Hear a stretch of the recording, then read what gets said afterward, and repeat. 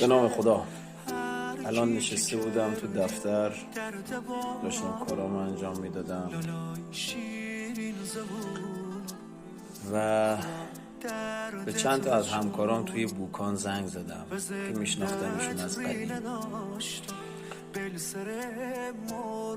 در مورد این دختر طفل معصوم میلان، دختر بوکان کردستانی.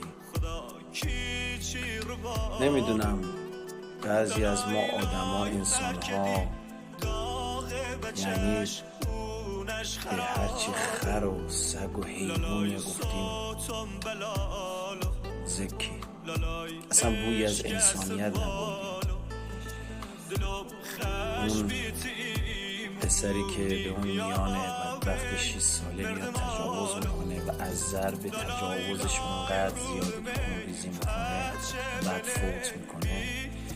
آیا این حیوانه یا انسانه؟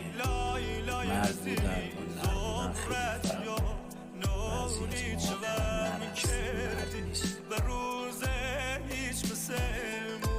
نمیدونم، من زنگ زدم به همکارام، چند تا تو بوکان قضیه رو سوال کردم. خیلی قضیه دردناکه، اینقدر بغض کردم که الان بغض اینجامه، نمیتونم صحبت کنم.